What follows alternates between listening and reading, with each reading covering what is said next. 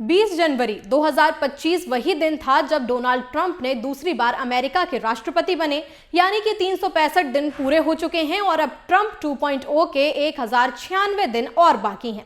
लेकिन सवाल ये नहीं है कि कितने दिन और बचे हैं, सवाल तो ये है कि क्या ट्रंप इन सभी दिनों तक राष्ट्रपति बने रहेंगे। ये सवाल इसलिए उठ रहा है क्योंकि ट्रंप ने अपने दूसरे कार्यकाल में घमासान मचा रखा है। अब तक इन्होंने क्या क्या किया है और क्या करने वाले हैं, चलिए विस्तार से समझ लेते हैं। नमस्कार, आप देख रहे हैं जनतंत्र टीवी और मैं हूं आपके साथ कृति सिंह। ट्रंप का दूसरा कार्यकाल शुरुआती दौर से ही विवादों में घिरा रहा है। ऐसा शायद ही कोई दिन बीता होगा जब ट्रंप सुर्खियों में ना रहे हों। अर्थव्यवस्था से लेकर विदेश नीति तक हर मोर्चे पर ट्रंप ने अपने तरीके से नियम बदले। शपथ लेते ही ट्रंप ने सरकारी संघीय ढांचे को छोटा करने का फैसला ले लिया। ट्रंप 2.0 सरकार ने पहले ही दिन एलन मस्क के बना डिपार्टमेंट ऑफ गवर्नमेंट एफिशिएंसी यानी कि DOGE की जिम्मेवारी सौंप दी। इस फैसले का नतीजा ये हुआ कि अमेरिका में सरकारी नौकरी करने वाले हजारों की संख्या में लोग बेरोजगार हो गए। कई विभागों के बजट में कटौती की गई।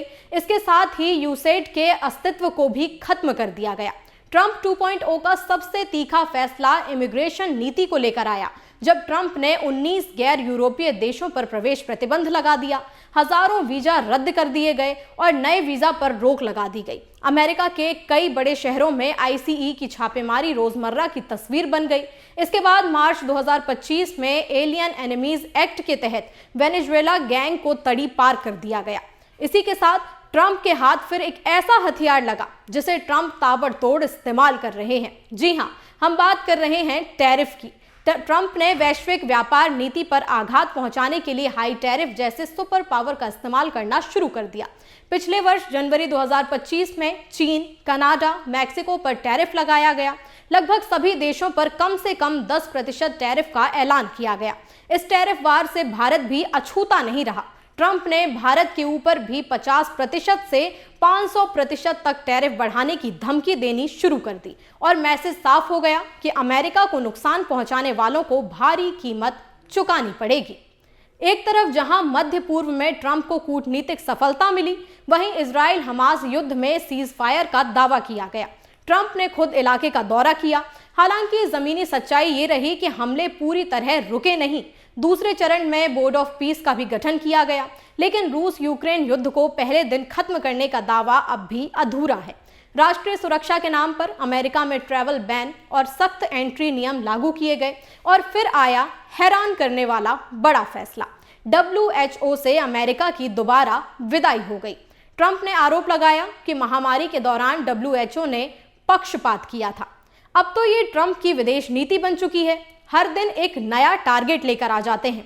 Venezuela, niger, Armenia, Syria, Trump ने किसी देश को नहीं छोड़ा। जनवरी 2026 में वेनेजुएला में ऑपरेशन एब्सोल्यूट रिजॉल्व नौसैनिक नाकाबंदी के बाद राष्ट्रपति निकोलस मादुरो की गिरफ्तारी, ग्रीनलैंड को लेकर यूरोप के कई देशों को टैरिफ की धमकी और इन्हीं सब फैसलों और धमकियों के साथ ट्रंप 2.0 को 1 साल पूरा हो गया है।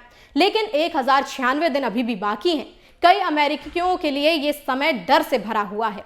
हर दिन नया विवाद, नई चुनौती का उन्हें सामना करना पड़ रहा है।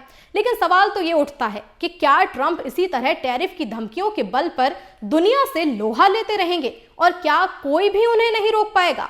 लेकिन ऐसा बिल्कुल नहीं है। नवंबर 2026 में होने वाले मिड टर्म चुनाव ट्रंप की ताकत पर सबसे बड़ा अंकुश लगा सकते हैं। दरअसल मिड टर्म चुनाव अमेरिका में राष्ट्रपति के कार्यकाल के बीच होते हैं। अगर ट्रंप की पार्टी बहुमत खो देती है तो कांग्रेस में उनके बिल पास करना मुश्किल हो जाएगा।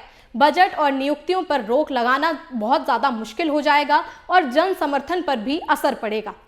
इससे ट्रंप की राजनीतिक ताकत और नियंत्रण भी कम हो सकता है। दिलचस्प बात तो यह है कि दूसरों को डराने वाले ट्रंप खुद भी इस बात से बहुत डरे हुए हैं। रॉयटर्स को दिए गए इंटरव्यू में उन्होंने यहां तक कह दिया कि इतनी उपलब्धियों के बाद चुनाव की क्या जरूरत है। हालांकि व्हाइट हाउस ने बाद में इसे मजाक कहकर टाल दिया।